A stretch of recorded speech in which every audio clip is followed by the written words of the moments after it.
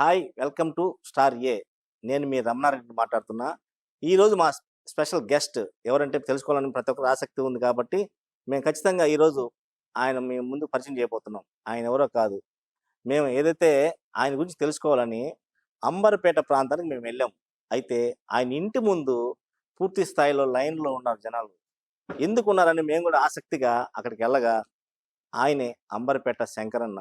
శంకరన్న ఇంటి ముందు ఇంతమంది జనాలు ఎందుకున్నారని స్టార్‌యే ఆయన పలకరించగా, ఆయన చెప్పిన సమాధానం, ఎక్కడ పరిష్కారం గాని ప్రజా సమస్యలు ఇక్కడ నేను పరిష్కారం చేస్తాను అని ఆయన చెప్తే, ఆ పక్కనుండే వచ్చిన వాళ్ళని కూడా మేము పలకరిస్తే వాళ్ళు చెప్తున్న మాటలేందంటే, మాకు ఎక్కడైనా రాజకీయ నాయకుల దగ్గరగా పోయినా గూడా, లేతే పోలీస్ స్టేషన్‌కి పోయినా గూడా మాకు పరిష్కారం గాని సమస్యలు అక్కడ శంకరన్న చేస్తున్నాడు అనేది చెప్తున్న వాస్తవం. అసలు శంకరన్న కోణము పూర్తిగా మన స్టార్‌యే పలకరిస్తే అసలు చాలామంది ఒక కోణంలో ఆయన్ని ఒక వేరే కోణంలో చూసుంటారు. కానీ స్టార్‌యే ప్రత్యేక కోణంలో చూస్తే ఆయన జీవితం కష్టాలు, కన్నీళ్ళు, తర్వాత ప్రజలకు సేవ చేయడం అనే ఒక కోణము వెలుగులోనికొచ్చింది. అదేంటో తెలుసుకోవాలని మేము గూడా ఆయన కూర్చోబెట్టి ఇంటర్వ్యూ చేశాము. ఆ ఇంటర్వ్యూ ఇప్పుడు మీకు ప్రత్యేకంగా ప్రసారం చేస్తున్నాం.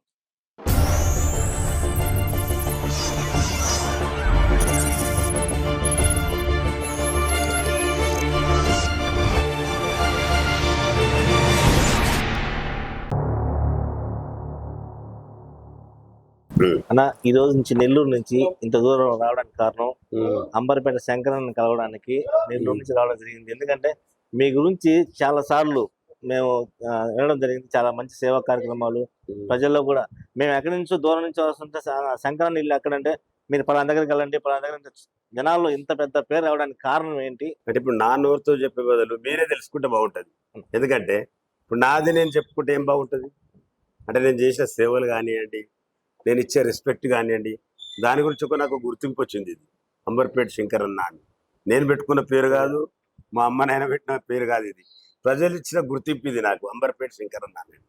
ఆ పేరు దిక్కెళ్ళి నా దగ్గరికి చాలా మంది వస్తుంటారు. ఎవరు వచ్చినా కాదనకుండా సేవ చేస్తా. నీది ఏ కులం అడగా, ఏం అడగా, ఎవరైనా అంత నా కుల పోలే అంట.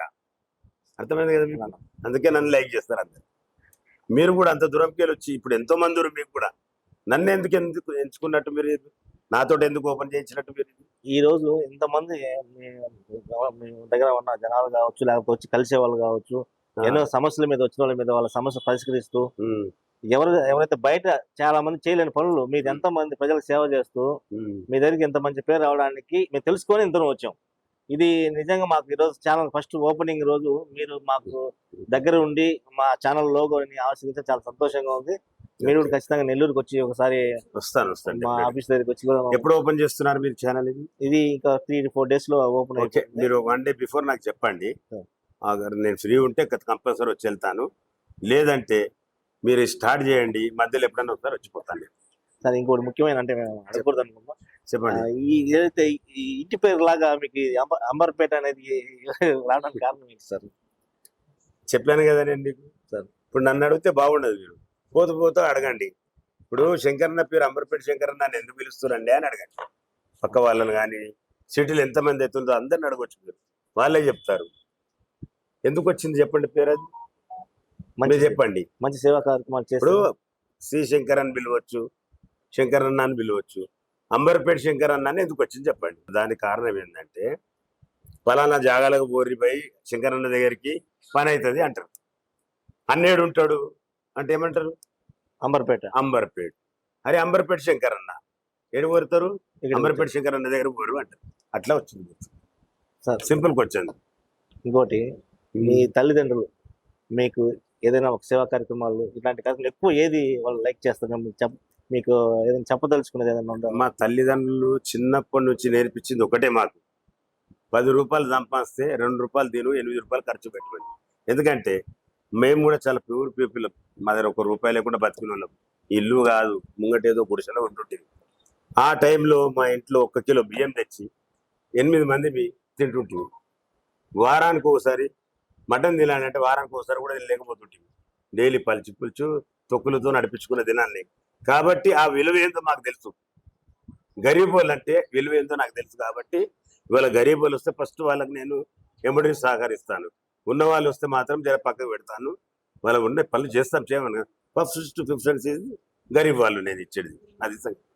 సార్ ఎంతమంది పిల్లలు వాళ్ళు ఏం చేస్తుంటారు? నాకు 3 పిల్లలండి. పెద్ద బాబు వచ్చి లండన్లో MBA చేశాడు, ఆయన 41 years. సెకండ్ సన్ వచ్చి ఆస్ట్రేలియా సిటిజన్, ఆయన మ్యారేజ్ అయింది, ఆయనకి 2 పిల్లలు, ఆయన 38 years. పాప డాక్టరు అమెరికాలో, ఆమె 35 years. అందరు సెటిల్డ్. నేను నా భార్యనే ఇక్కడ ఉంటాము. వచ్చిన వాళ్ళంతా నా పిల్లలు అనుకుంటాను అంతే. మా పిల్లలు నా దగ్గర లేరు. వచ్చిన వాళ్ళంతా నా పిల్లలు అనుకుని నేను సేవ చేస్తాను, అది సంగతి. పొలిటికల్గా ఏమైనా వచ్చే అవకాశం ఉందా?